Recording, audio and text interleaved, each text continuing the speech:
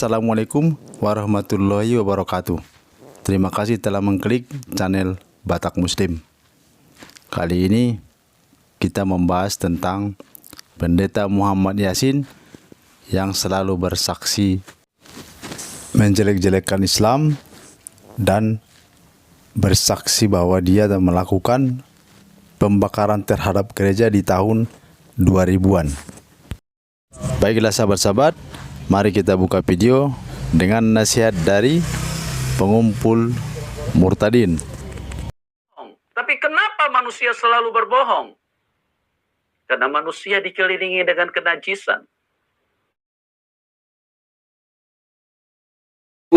Nama saya Pendeta Yosua Muhammad Yasin. Nama baptisan saya ketika saya mengenal Yesus sebagai Tuhan Juru Selamat saya pribadi. Latar belakang saya dulunya bukan seorang Kristen, tapi saya mantan seorang guru agama Islam. Yang bener lu.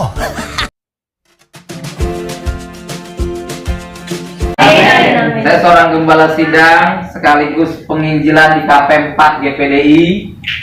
Bapak rohani saya Om John Mementa, beliau yang bimbing saya ketika saya kenal Tuhan, ketika saya bertobat, beliau lah yang mengarahkan saya, yang selalu membina saya. Dan puji Tuhan, berkat beliau, berkat Tuhan Yesus, saya bisa menjadi seorang hamba Tuhan. Alhamdulillah. Saya dibesarkan di lingkungan keluarga Muslim. Ayah saya seorang kiai. Ini bisa ditelusuri dengan baik. Ayahnya kiai di mana? Karena kiai itu bisa dengan mudah dilacak. Saya termasuk anak terakhir dari istri nomor 5. Anak kentut, bohong lu. Ini lagi yang paling menggelikan, istri nomor 5. Di Islam tidak diperbolehkan istri lebih dari 4. Itu pun dengan syarat yang ketat. Kalau tidak mampu berlaku adil, cukup 1 saja.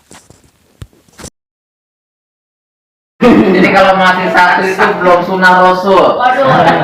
Jadi kalau istri sudah 5 itu termasuk hebat sunnah Rasul. Amin. Jangan diaminin. Inilah riwayat pendidikannya. Kalau benar pengakuannya, riwayat pendidikannya memang sangat hebat di bidang Islam. Tuhan, dari usia 6 tahun itu saya sudah dimasukkan madrasah ibtidaiyah. Madrasah ibtidaiyah tamat saya masuk sanawiyah. Sanawiyah tamat saya masuk aliyah. Aliyah tamat saya masuk di IAIN Jakarta.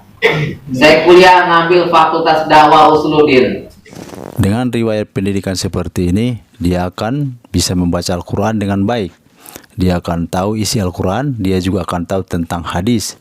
Dia akan tahu juga tentang fikih-fikih imam-imam 4 mazhab. Dia mengulang-ulang riwayat pendidikannya ini di gereja-gereja. Kemudian di channel-channel YouTube Kristen. Itu yang dilakukannya.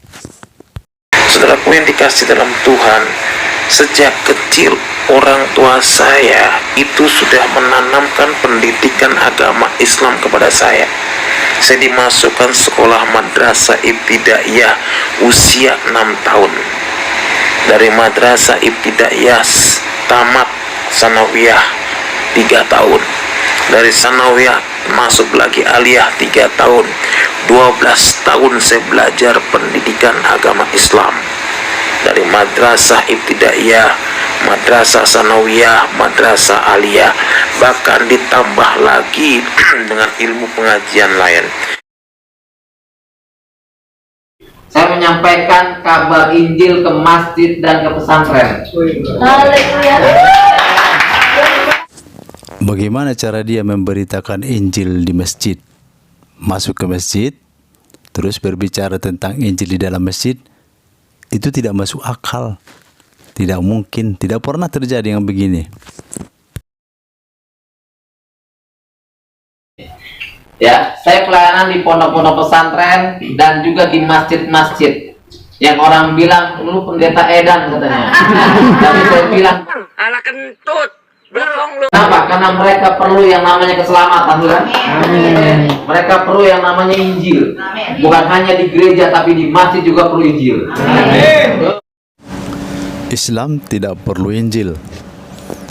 Islam tidak perlu keselamatan dari Kristen, karena Islam sudah mempunyai Al-Quran. Dan Islam juga sudah mempunyai keselamatan sendiri. Di Al-Baqarah ayat 82, dan orang-orang yang beriman dan mengerjakan kebajikan, mereka itu penghuni surga, mereka kekal di dalamnya.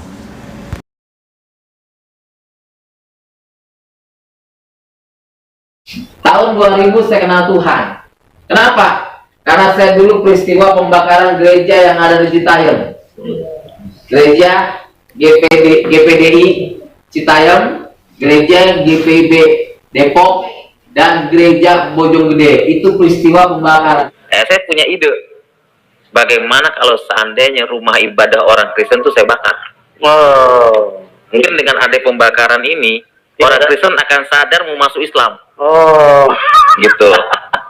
Ya, 3 buah gereja, nggak tanggung-tanggung.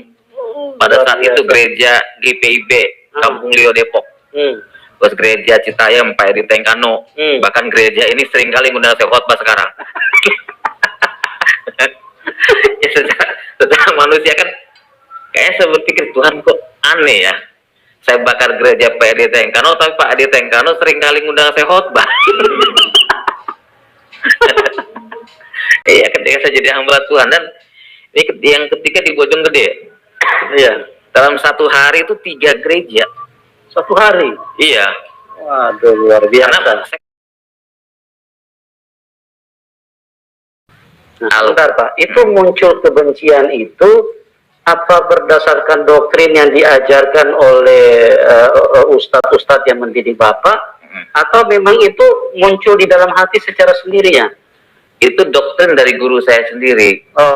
Perlu digarisbawahi, dia membakar gereja karena doktrin dari gurunya sendiri. Mari kita ulangi pernyataannya. Itu doktrin dari guru saya sendiri. Kenapa saya bakar gereja? Karena pada saat itu saudara, tujuan saya hanya satu, mengislamkan pendeta, mengislamkan anak-anak Tuhan. Allah tanta Yahudi wala Nasara wala Yuda. Allah tanta Yahudi wala Nasara wala Yahuda. Sesungguhnya orang ini. Yang dibacanya surah Al-Baqarah ayat 120. Walan tardo ankal yahudu walan nasoro hatta tattabi'a millatahum. Saya bukan seorang qori yang bisa membaca dengan indah. Karena itu tidak bisa setiap orang bisa membaca seperti itu. Mari kita ulang cara dia membaca. Allah tanta Yahudi wala Nasara wala Yahuda. Begitulah cara dia membaca Al-Quran. Padahal sebelumnya dia berbicara bahwa mulai dari kecil dia sekolah di madrasah Ibtidaiyah, madrasah Sanawiyah, madrasah Aliyah. Kemudian masuk pesantren, kemudian masuk IAIN. Mestinya cara membaca Al-Qurannya itu sudah mahir. Ini bisa dijadikan bukti bahwa orang ini seorang pembohong, seorang yang mengarang-arang cerita. Allah tanta Yahudi wala Nasara wala Yahuda. Sesungguhnya orang mukmin tidak senang apabila orang Nasrani merdeka. Dia mengatakan artinya bahwa sesungguhnya seorang mukmin tidak senang orang Nasrani merdeka. Padahal artinya bukan seperti itu. Ini arti sebenarnya. Dan orang-orang Yahudi dan Nasrani tidak akan rela kepadamu sebelum engkau mengikuti agama mereka. Itu artinya. Jadi orang ini membual, mengarang-arang cerita yang tidak benar, memelintir ayat Al-Quran. Gak ada, makanya Al-Quran sendiri mengatakan Isa ibni Maryam marohula kalimatullah wal awalu wal akhiru. Tahu artinya?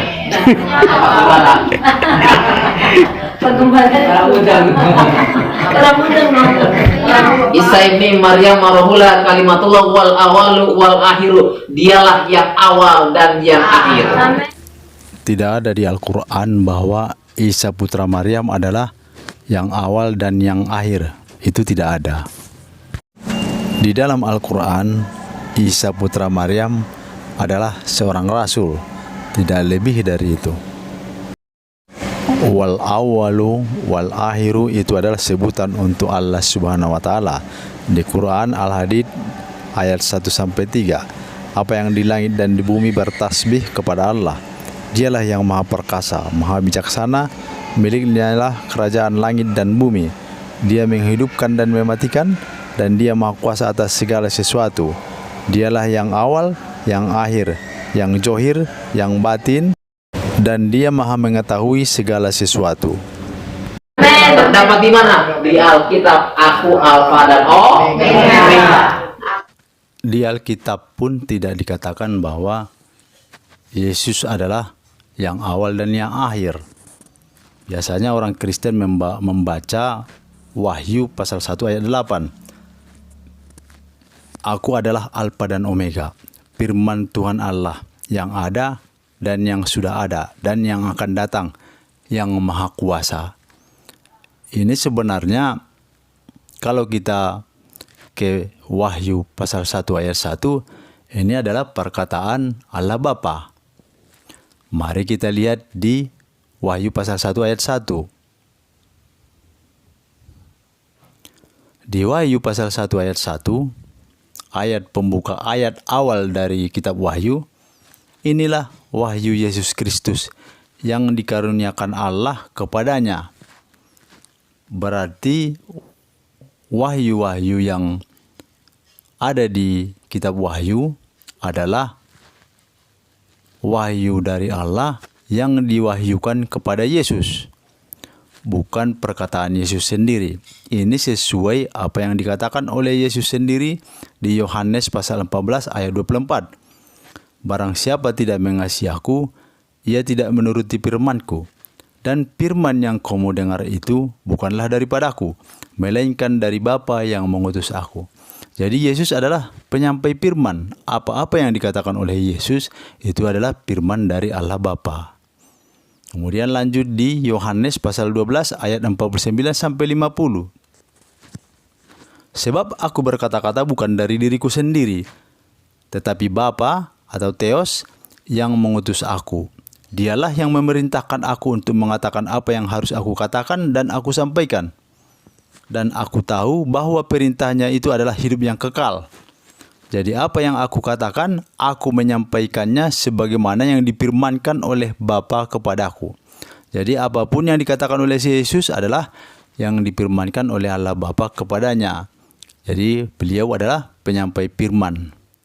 Baru lanjut ke Wahyu pasal 1 ayat 8. Aku adalah Alfa dan Omega, firman Tuhan Allah yang ada dan yang sudah ada dan yang akan datang, yang maha kuasa. Jadi sesuai Wahyu pasal 1 ayat 1, berarti wahyu ini adalah perkataan Allah Bapa yang difirmankan kepada Yesus Kristus. Saudaraku yang dikasih dalam Tuhan, disitulah saya benci yang namanya kekristenan. Kenapa? Karena satu hadis mengatakan jika kamu bisa memerangi orang kafir, bisa mengislamkan orang Kristen, satu orang 70 pahala 70 bidadari. Bayangin saudara. Kawan kita ini memang hobinya memelintir Al-Quran dan hadis. Bunyi hadis itu adalah seperti ini. Rasulullah Shallallahu Alaihi Wasallam bersabda, seorang syuhada akan memperoleh 7 kehormatan dari Allah Subhanahu Wa Taala.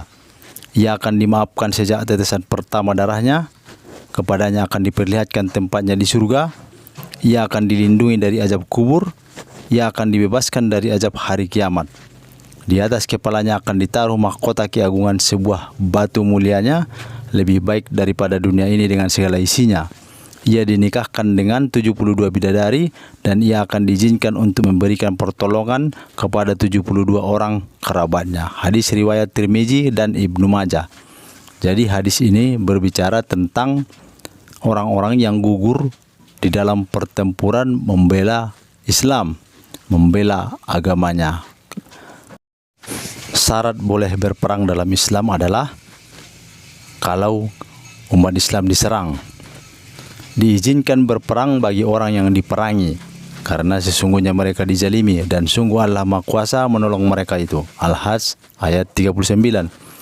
Jadi diizinkan berperang apabila diperangi. Kalau tidak diperangi, tidak diizinkan berperang bagi kaum muslim. Dia masuk Kristen karena bermimpi bertemu dengan Tuhan Yesus. Saya bertobat bukan ada orang Kristen yang datang, tapi saya bertobat karena Tuhan jamah saya melalui mimpi. Apa mimpinya? Ketika saya habis sholat isya, saya tidur, Tuhan kasih mimpi. Di dalam mimpi tersebut ada cahaya sinar yang menerangi tubuh saya.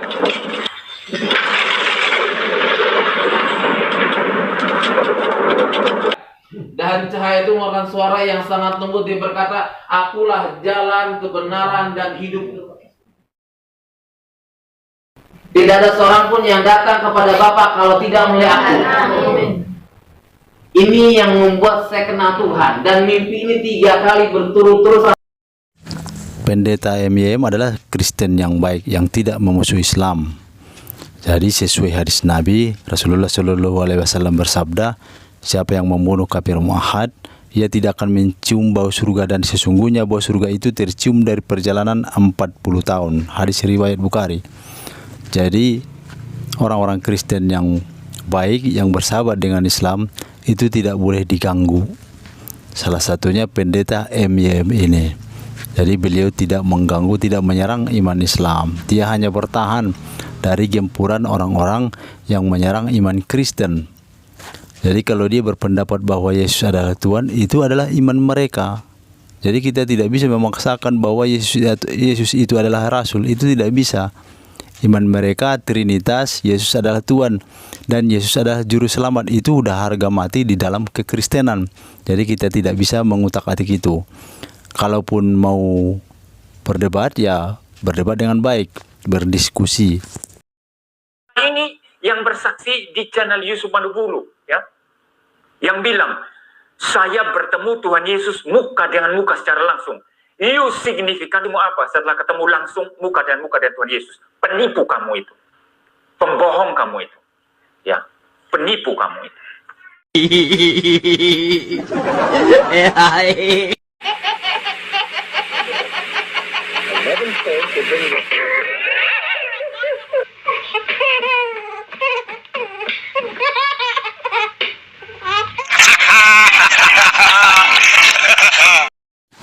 Terima kasih sahabat-sahabat telah mau nonton channel Batak Muslim, telah menyaksikan konten channel Batak Muslim.